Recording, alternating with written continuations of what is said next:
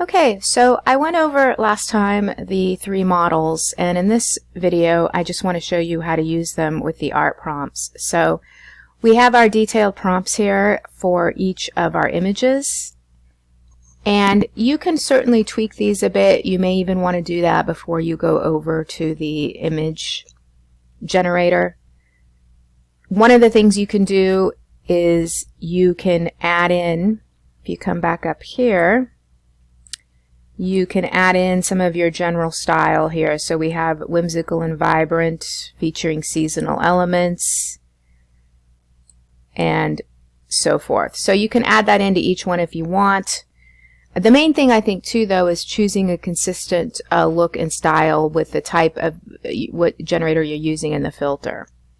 So then we come here, and one thing I would say after looking at this is I would maybe modify this slightly to be, say, something like create a whimsical illustration featuring spring elements to represent spring awakening, because it's not really connected as well as I think it could be.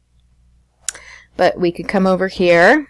I'm going to copy this, and we have our playground. Now this is the free one, and I might just take that part out. And then the next thing, of course, would be to choose our filter. So I've already talked a little bit on the right here. You can even select presets, like if you have a particular filter you always want to use on these, you can select that and have it here. The aspect ratio, again, we're doing sort of more of the vertical. I like to do 2 with this just because you only have a limited number of images per day, so instead of 4 I like to just do 2. And then the advanced settings are basically what we already have open. I like this model, but you can look at the other models. I have some a custom here that I exclude things, which you can also do. You can just look for like common exclusions, things like ugly, out of focus. And then I always make this private because I don't want it to be shared. And now we're ready to go. So what I would do here is I would because we're just doing 2, so I'm going to do the 2 columns. I would come here and I would pick my filter. So we're talking about whimsical, so there's a couple of options. I always like watercolor. You could try that one. Delicate detail is also good. Flat palette's a bit whimsical too. So you can, of course, select some of these different ones and try it. Just make a note if you decide you're going to come back of what type of filter you're going to be using. And then we come here and it's going to be making our images. So what we have here are some spring images. I think it's okay. I don't think it's amazing.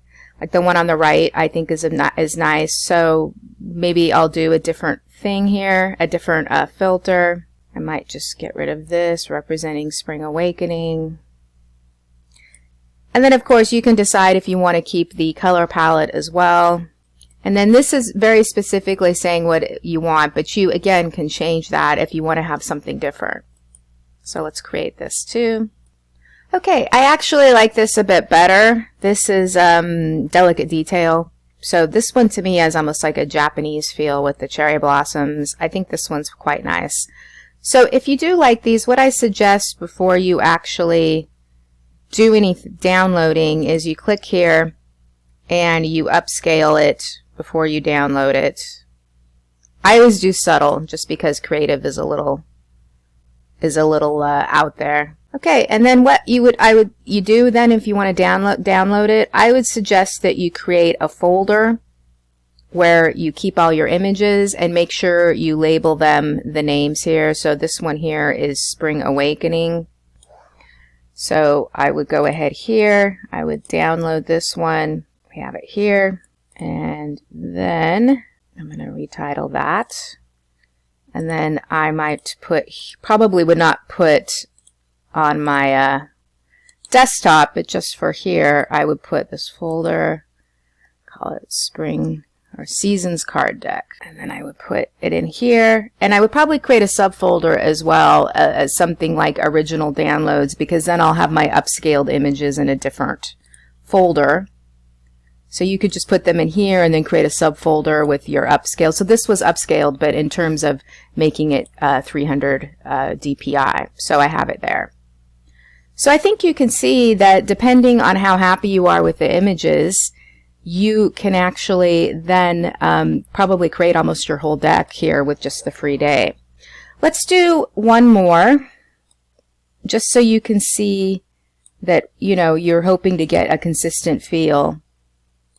So I would come here, symbolizing, or illustrating might be a better word. So again, you can have your prompt tool actually clarify this a little bit more if you want, so you don't have to do it each time. Okay, so then we have our prompts here. They do have a similar look and feel. So you could go with these, or you could do variations, for example, if you want. So if you click here, creative upscale, download, create variations. I like this one. I'm not sure about those little things in the background. That might be something you could even do a quick edit with Canva. So if we do creative upscale, see if we, because normally, as I mentioned, I do the subtle, but we can see if it does some differences with this. Okay, so it did do a bit of an upscale. Again, I'm not thrilled with these little spots here. I might take those out, or I might run this again, but you can see that it actually does look, has a similar, I think, look and feel as our spring one does. So this is called Autumn Harvest. I would download this, and then I would go ahead and move this, call it, change the name. And for some reason this is PNG, well, I guess because it's the creative one, while the other one we did was actually JPEG. So I'm not really sure why that is different. I don't think it matters that much, actually. Just get it over there. Or you can even save it, open it up and save it as a JPEG. So let's go ahead here and move over to our two paid ones. So the first one we have here is OpenArt. And what I recommend with this one is you get your model. You can also train a model as well. So I would select the model or the style that you want to have here. And when we look at these, maybe we'll do this winter one. Tranquil, but we also talked about whimsical up at the master one. So if you want to go more with the whimsical style, that would be the illustration. So perhaps the more detailed line art.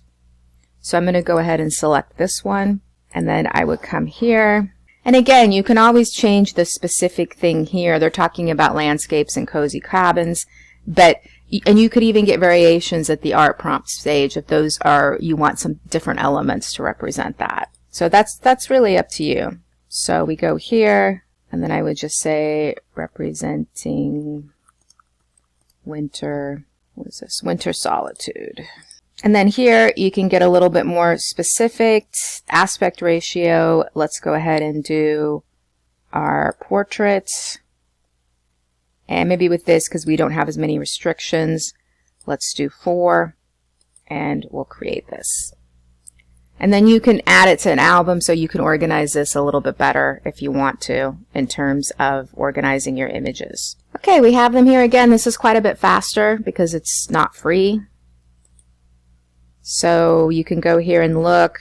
I think these are okay. I'm not really sure about that illustrative style. What I might do is come back here and perhaps pick a different style. Maybe, again, more of a watercolor look. Perhaps that one. Okay, these do look pretty similar. Let's take a look here. And we have these here, so you can go through. They have a lot of different options here as well. That one's quite nice, I think. But you can see that these look relatively similar to the other ones we did, and I think that's just because we have the specific color palette here and so forth. So if you do find one that you quite like, you do have a lot of other options with this. You can remix it, edit it, expand it, download as a certain thing, and so forth. So let's go ahead here. So you can do some actual edits here if you want. And here's one that I've actually selected that I quite like. So what I would do here, if I did want to do this, is do the 4 times upscale. They do have some different ones here. I think they're a bit more credit, but I think because, again, these are smaller images, that's probably going to be fine. So you can see here it's upscaling it. And then we can save it, PNG, JPEG, whatever you want to save it. And then I would click on it. You can see it here. You can see here it's been upscaled with the image size. And then we can come over here, and then I could put that in my folder. And again, you might want to organize this all a little bit better. Let's move it over there. So there's a lot of different features in terms of using OpenArt. You can play around with it. If you want something that looks a little bit different, you can change up your original prompt a little bit. So for example, you could choose a different model. You could choose a different style. So let's go back here. I'm just going to show you one more thing. Let's do maybe the flat illustration. And then what I might do is take this out and take this out and just sort of see what it comes up with. Now, of course, you don't have to do this. That's part of the reason of doing the prompts ahead of time, is so you don't have to spend so much time. This is just more to show you specifically how you can have more variability with your images if you're looking for something a little bit different.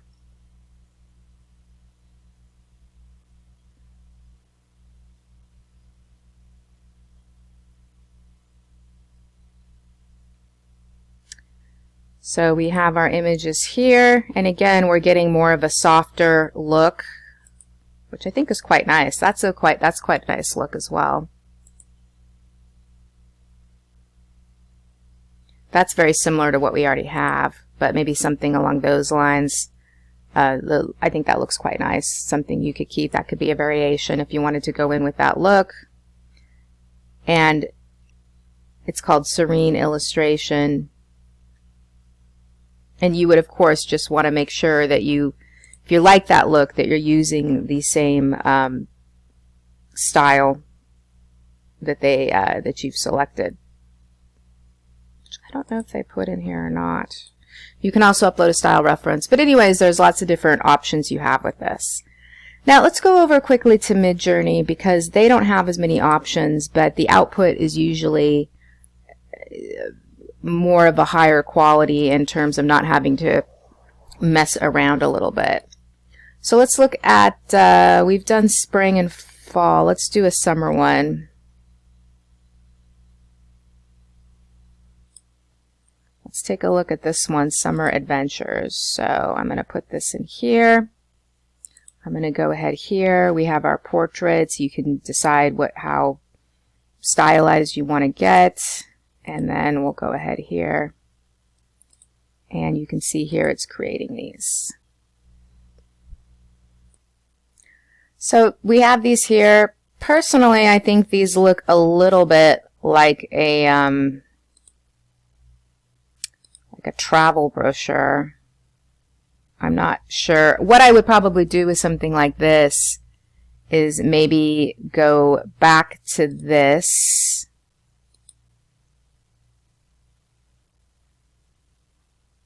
Summer Adventure, put this back in again. But you can see the quality is quite good. And then what I would do with this is I would most likely come back here to our master.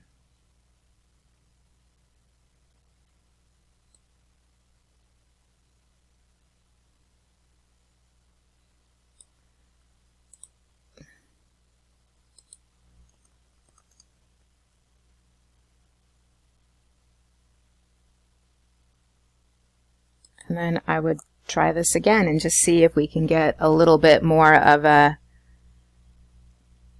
stylized look. We could also, of course, vary the style and increase the style too. Okay, I actually like these a little bit better. So again, because you don't have a lot of different models to choose from, this is certainly something that you could do, is you just go ahead in there and put in your sort of overall style here, and then of course you have more options. I actually like this just because I think it's, you know, kind of cool to have it where it's a figure in here. So what I would do is I would upscale this, and then I would download the upscale. This again is called Summer Adventure. So while that's working, let's do one more here. So we want whimsical and vibrant illustration style. And then let's do an autumn one, because we want to keep this to looking specific. So that's upscaling. And then I would come here.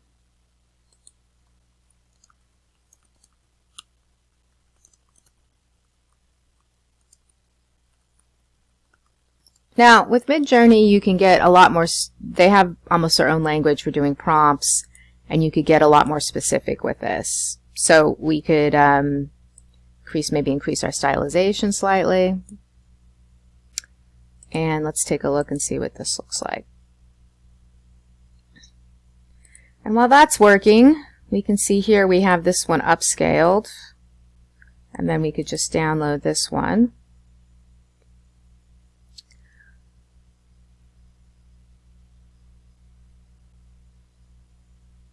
But I think you can see that you do need to be consistent with your style across your deck. Otherwise, it's going to look really random. So you really want to make sure that you are specific with your style. Okay, let's come back up here. And I think you can see too that with Midjourney, you can get this super nice quality here with the detailed illustrations. That looks weird to me. I don't really, that one's not too bad. That one's a bit weird looking. So maybe I would vary strong. See if we get, that was not the one I wanted to vary strong. This one, let's do this one. Maybe it was the same one. It looked a bit similar. Just get a couple of different ideas here, and then we'll wrap this up. I know this video's gone long. Okay, so here we have these. I don't really think those are actually an improvement over what we have here, so we could perhaps do this one. And I think this one is okay. I'm not really sure though about that basket. Maybe we would go and look at the other ones here and take a look. Or go ahead and continue to run some variations.